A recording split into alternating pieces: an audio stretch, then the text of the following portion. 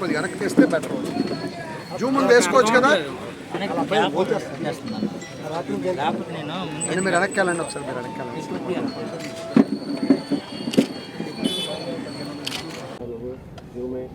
ఏదైతే కార్మికుల శ్రేయస్సు, కార్మికుల రక్షణ అనే ఆలోచన పెట్టుకొని సేఫ్టీ అనేది చూసుకుంటే బాగుండేది.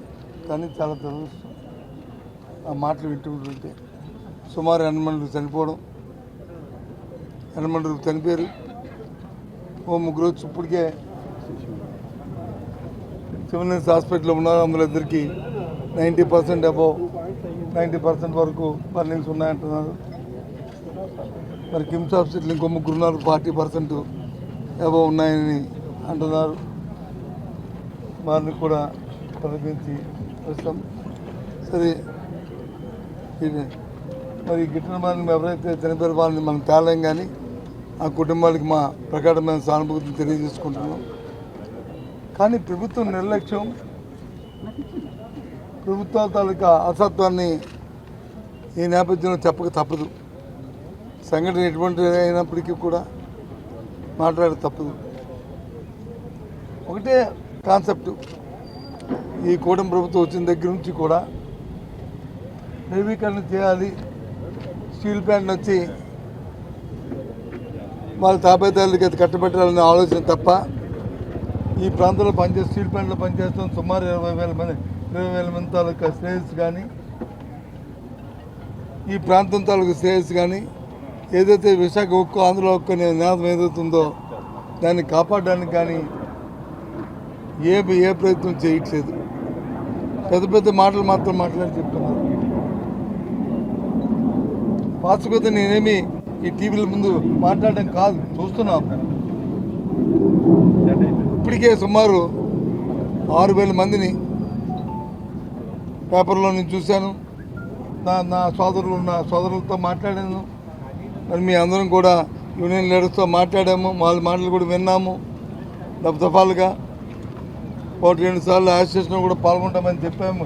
మేము కూడా చెప్పాము, మా నిర్ణయాన్ని కూడా చెప్పాము కూడా. ఆ రోజు 6,000 మందిని ట్రీట్మెంట్ చేశారు. పర్మనెంట్ ఎంప్లాయీస్ చేశారు, కాంట్రాక్ట్ ఎంప్లాయీస్ చేశారు. స్టేట్మెంట్ ఎక్కువైపోతే చేయొచ్చు, కానీ కాస్ట్ రేటింగ్ కోసం చేయడం అనేది తప్పు. ఊరికనే ఇదేమి ప్రైవేట్ ఫర్మ్ కాదు, పబ్లిక్ సెక్టార్. దానికి తోడు ఏదైతే పని చేస్తే పనికి తగ్గ వేతనం ఇస్తామనేది భారతదేశంలో ఏ కంపెనీ కూడా లేదు. సెయిల్లో ఉన్న ఏ ఫ్యాక్టరీలో కూడా ఇలాంటి విధానం లేదు. ఒక్క విశాఖపట్నం ఉంది. ఏం చేస్తుంది రాష్ట్ర ప్రభుత్వం? కార్మికుని నష్టం వస్తే కార్మికుల శ్రేయస్సు గురించి ఆలోచించాల్సిన బాధ్యత కానీ లేదా? ఎంతసేపు కూడా లేని పని పబ్లిసిటీ చేసి ప్రాణాలని పణంగా పెట్టుకుంటూ ప్రాణాలని తీసుకోవడం, వాళ్ళు ఏమైనా వచ్చి మాట్లాడితే వాళ్ళని ఎగతాళి చేయడం, ఒక ఓటేసిన పాపానికి దురదృష్టానికి ఈ దురదృష్టం పడాలా? ఏదైనా వాళ్ళ స్టీల్ ప్లాంట్లో జరిగిన సంఘటనని చాలా చింతిస్తున్నాం. మా నాయకుడు జగన్మోహన్ రెడ్డి గారు ఆయన తాలూ ప్రకార సానుభూతిని తెలియజేశారు.